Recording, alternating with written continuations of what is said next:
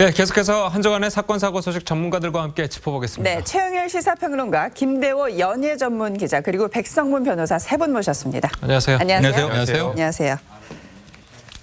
먼저 첫 번째 주제는 폭행의 진실, 바로 가수 구하라 씨 얘기예요. 자, 김대호 기자가 그 구하라 씨의 전 남자친구라고 해야 되나요? 네. 그분은 인터뷰를 해서 지금 굉장히 화제를 낳고 있는데요. 네, 그 14일 새벽에 발생한 사건이죠. 예. 그리고 이제 저랑 이 피해자 A 씨가 만난 것은 15일 오후 3시부터 어제까지 약 24시간 같이 있었습니다. 오래 계셨네요. 네, 그 지금 현재 너무나 이제 많은 사람들 취재진들이 이 샵에 예. 몰리다 보니까 좀 피해 있는 상황인데요. 현재는 지금 이 시간까지도 구미 이 아는 지인에게 조금 머물고 있는 상황입니다. 지금 상황이 어떤가요, 그분이? 네, 입원 중인데요. 아, 입원을 하고 계시죠? 네, 그렇습니다. 아직까지도 조금은 상처 부위들에 대해서도 많은 이 문제에 대해서 관심이 있는 분들이 이야기를 했지만 상처가 아직까지도 좀 심각한 상황인 거고, 그다음에 또 정신적으로도 상당히 좀 곤혹스러운 입장, 그리고 또 언론과 일체 접촉을 하지 않았던 일들을 해왔기 때문에 그렇죠. 이 상황에 대해서 굉장히 곤혹스럽고, 또 일부에서는 또 쌍방폭행이다, 그리고 또 주거 침입이다, 이런 본인의 생각과는 다른 이야기가 흘러나오면서 굉장히 곤혹스러운 입장입니다. 많은 분들이 이 남성분의 얼굴 상처를 보고 정말 너무너무 충격을 받았어요. 근데 그거를 김대호 기자가 직접 보셨잖아요. 직접 보시니까 이 상처의 수준이 어느 정도였나요? 실제적으로 이제 얼굴을 좀 가리기 위해서 이 눈 부위에 있는 지금 이제 화면에 나오고 있는데요. 저 부분만 이제 모자이크 처리를 했는데 눈 아래쪽에도 약 4cm 정도의 상처가 나 있고, 그다음에 팔뚝 부위에도 뭔가 이제 저런 찰과상이 굉장히 몸뿐만이, 그러니까 얼굴뿐만이 아니었나요? 그리고 이제 등에도 상당히 많은. 등에도요? 네, 그렇습니다. 그래서 저 사진 같은 경우에는 사고가 일어나고 나서 이제 곧바로 본인 자신이 촬영한 것을 저에게 이제 제공을 한 형태이거든요. 하지만 아직까지도 상처 부위에 대해서 계속 소독을 하거나 그리고 또 의료진의 이야기를 들어보니까 그래도 또 신체에 의한 상처이기 때문에 어떤 또 감염이나 이런 부분에 대해서 굉장히 염려를 하고 있다, 이렇게 이야기를 하고 있습니다. 자, 그런데 이제 이거는 이제 피해자 측의 이제 이야기고, 구하라 씨 측에서는 이제 쌍방폭행을 주장하고 있고, 먼저 발로 찼다라고 이제 주장을 하고 있잖아요. 맞습니다. 그러니까 지금 여기서 또 의문이 하나 나오는 것이, 그럼 구하라 씨 집으로 지금 알려져 있기 때문에 두 사람의 관계는 어떤 것이었는가? 그러니까 구하라 씨 입장은, 자, 나의 집인데 남자친구가 들어왔다. 일종의 뉘앙스는 침입했다. 그래서 자고 있는 자신을 발로 차면서 일어나라고 하고 결별을 통보했는데 화가 나서 다툰 건 맞는데 쌍방폭행이다라는 게 구하라 씨 쪽이에요. 발로 찬 것도 폭행이라면 폭행일 수 있는 거지 않습니까? 그런데 이제 이 남자친구로 지금 이야기되는 이 인물의 이야기는 정반대죠. 동거했다. 비밀번호를 공유했고 그 집은 같이 살았다. 그리고 이제 본인이 깨운 거는 맞다라고 해요. 하지만 자신은 일방적으로 당했고, 이 어떤 그 구하라 씨가 워낙 폭행을 행사하니까 그걸 제압하기 위해서 이제 붙든 정도다. 쌍방 폭행 아니다. 그러니까 여기 법률가 나와 계시지만 쌍방이냐 일방이냐 이게 문제인데, 지금 실시간 검색어 1위가 구하라 남자친구 상처예요. 이 사진이 너무 대중에게 충격을 주고 있는 거예요. 지금 얼핏 모자이크가 많이 돼 있지만 보기에도 이 얼굴에 길고 깊은 상처가 나 있어요. 그러다 보니까 이게 자연 치료해서는 정말 흉터가 남을 수밖에 없는 상황이거든요. 그러니까 상당히 부상의 정도는 심하다라고 보여져서 쌍방이라고 한다고 해도 대중의 일반 상식에서 웬만큼 비슷한 완력이었어야 하는데, 만약에 발로 툭툭 건드려서 일어나라고 했다든가 이렇게 끌어안고 이제 어떤 폭행을 제압하려고 했다든가 정도를 쌍방 폭행으로 볼 수 있는 건가? 구하라 씨는 도대체 왜 이렇게 분노했던 것인가? 이런 것에 오히려 대중들의 관심이 모이고 있는 게 오늘 지금 이 현실입니다. 사건의 이 쟁점이 남자친구 혼자만 일방적으로 구하라 씨한테 폭행을 당했느냐, 아니면 구하라 씨도 이 남자친구한테 폭행을 당했느냐, 이 부분인데요. 참 가리기가 쉽지 않을 것 같아요. 이거는 구하라 씨의 상처를 보면 알 수 있어요. 보통 지금 구하라 씨도 본인 몸에 멍이 든 사진을 이 남자친구 어머니한테 보냈다, 이런 얘기가 알려져 있는데 그 멍의 위치를 보면 됩니다. 팔 같은 곳에 이제 멍이 생기는 경우에는 이제 누군가가 나를 계속 공격을 할 때 나도 같이 공격을 하는 게 아니라 막는 거잖아요. 막는 과정에서 생기는 멍은 이게 전형적인 정당방위입니다. 소극적 저항행위라고 하는데 예. 이제 그래서 이제 멍의 부위 같은 거를 보면 이게 쌍방폭행이었는지 예. 이것도 쌍방폭행이어도 정당방위면 이쪽은 처벌이 안 되는 거 그렇죠. 아니겠습니까? 예. 이제 그런 부분을 명확하게 가릴 수 있고 예. 이제 주거침입 관련해서도 지금 얘기가 나오는 것으로 알고 있는데 주거침입은요 아주 간단하게 말하면 주거권, 그러니까 내가 여기 살고 있는 사람의 의사에 반해서 들어오는 게 주거침입이에요. 예. 근데 지금 일단 남자친구의 진술을 들어보면 비밀번호가 이 둘이 만났던 날로 비밀번호를 쓰고 있었다라는 거거든요. 예. 그러면 내가 들어오는 게 언제든지 허락돼 있다라는 곳이에요. 거기다가 본인의 차량도, 이 남자친구의 차량도 그곳에 등록이 돼 있으면 그건 공동 주거권자라고 봐야죠. 그렇게 되면 이제 주거침입죄가 안 될 가능성이 많고. 근데 분명히 이 집은 구하라 씨 명의로 된 집이지만 그리고 또 동생이랑도 예를 같이 들어서 산다고 하지 않았나요? 우리 가족이 다 사는데 제 명의로 집이라고 다른 사람들이 들어오면 주거침입인가요? 같이 주거권을 행사하느냐 여부를 판단하는 거고요. 예. 만약에 주거침입죄가 되려면 구하라 씨가 이 남식을 보기 싫어서 비밀번호 다 바꿔놨어요.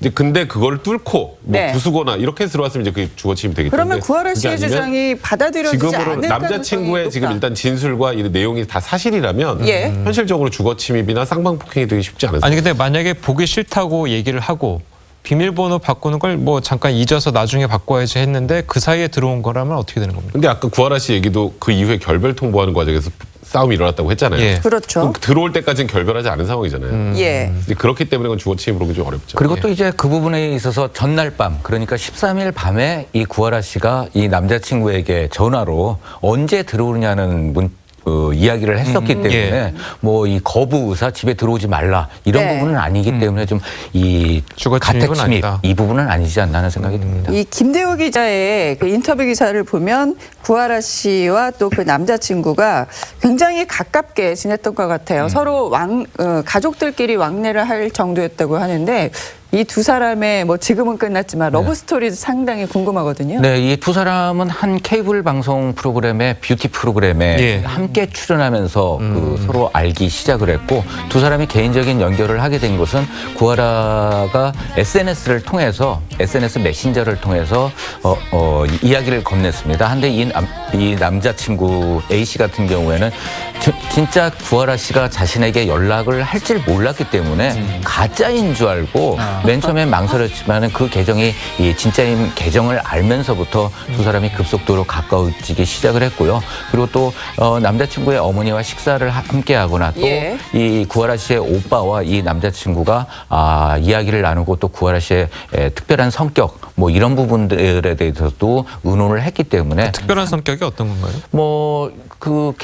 뭐 내성적이거나 뭐 아니면 그런 일반적인 얘기 없겠죠. 예. 하면서 그리고 또 구하라 씨가 이 일부 이제 잘못 알려진 사실이지만 음독설에 시달렸잖아요. 예. 그 당시에도 이제 오빠와 함께 이야기를 나누는 것을 봐서는 예. 여러 가지 정황을 살펴보면 급속도로 가까워진 사이인 몇 것만은 달 정도 된 건가요? 그게 이제 7월 말경이기 때문에 한 두 달이 두 달 좀 안 조금 안 넘지 되는 않았나 하는 생각이 들고 그날 같은 경우에도 공교롭게도 구하라 씨가 전체 집을 이사하는 날이었습니다. 예. 14일 오전에 이사를 하기로 했었기 때문에 이 남자친구의 주장은 먼저 짐을 빼기 위해서 갔다 하고 있고 실제적으로 구하라 씨와 다툼이 벌어진 예. 이 바로 직전 그리고 또 다툼이 벌어진 이후에 자신의 짐을 빼서 나온 것으로 알려졌습니다. 근데 지금 이게 문제가 두 사람만의 어떤 뭐 문제가 아니에요. 지금 구하라 씨가 출연을 하고 있는 여러 가지 광고가 이 광고주들 입장에서는 이거는 사실 그러니까요. 돈과 직결되는 사건이거든요. 사실 이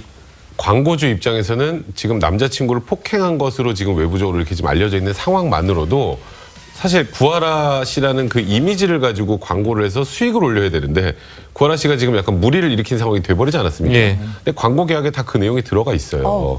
광고 계약 기간 중에 이제 여러 가지 사유로 사회적으로 무리를 일으키는 경우에는 광고 계약 취소하고 위약금 물어내는 걸로 이렇게 보통 계약서가 돼 있는데 예. 이제 지금 현재까지는 명확하게 진실이 뭐 드러난 건 아닙니다만 광고주들 입장에서는 지금 광고 계약 해지도 고민하지 않을 수밖에 없어요. 이걸 어떻게 지금 이 정도 상황에서 구하라 씨의 광고를 계속 내보내는 것을 대중이 어떻게 받아들이겠습니까? 그렇기 때문에 지금 이게 단순 폭행으로 이 둘 당사자 간의 이제 법률적인 문제는 이제 차치하더라도 이제 또 광고주하고 구하라 씨의 관계에서 또 뭔가 소송이 진행될 가능성도 배제할 수 없는 상황입니다. 그러니까 이 어쨌든 쌍방 폭행이냐 아니면 일방 폭행이냐가 굉장히 이제 중요한 관건이 될 것 같은데 신고를 누가 했느냐도 그게 판결의 요건이 됩니까? 어떻게? 근데 그 부분은 이제 정황은 되겠죠. 내가 더 많이 맞았다 생각하면 보통 신고를 하니까요. 예. 근데 그러면 이쪽이 좀 폭행의 정도가 강했다 정도의 수준은 될지 모르겠지만 예. 실질적으로 중요한 건 CCTV, 그다음에 이제 당사자들의 진술, 예. 무엇보다도 얼굴과 몸에 난 상처입니다. 예. 이게 지금 단순 폭행이 아니고요. 예. 문제는 이 남자친구 같은 경우에 지금 뭐 전치 3주 정도 되는 상해를 입었다라고 알려져 있거든요. 예. 죄명이 바뀌면 처벌을 원하지 않아도 처벌을 해요. 폭행죄는 저 맞았지만 이 사람 용서해 주겠습니다 하면 처벌을 못해요. 반의사불벌죄이기 때문에.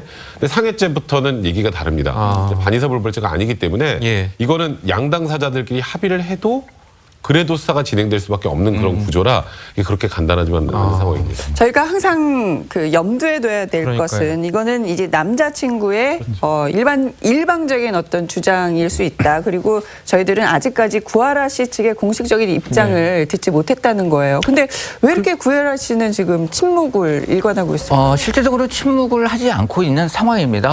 이 기사가 보도된 직후 한 10분 후에 저에게 이제 직접 구하라 씨가 전화를 해왔고 구하라 씨가 직접 전화를 했습니다. 제가 한 게 아니라 구하라 예. 씨에게서 직접 전화가 왔고 본인의 뭐 지금 그 상황이 정리되는 과정이기 때문에 정확하게 그 표현을 할 수는 없지만 예. 화해 의지나 아니면은 또 어떤 그 합의 부분 예. 이런 부분 그리고 또 정말 이제 두 사람이 애정을 가졌었기 때문에 그 아쉬운 부분 이런 부분들을 토로했었기 때문에 예. 어떻게 본다면 조금 빠르게 해결 기미도 있습니다만 양측 간에 지금 그 원활한 의사소통이 이루어지지가 않아가지고 예. 하지만 또 남자친구 역시 이 구하라 씨의 폭행 부분에 대해서 끝까지 가겠다 이런 생각은 현재는 접은 상황이기 때문에 네. 두 사람의 어찌됐든 사건은 벌어졌지만은 조금은 수습할 수 있는 여지는 남아있다 이렇게 이야기할 수 있을 것 같습니다. 알겠습니다.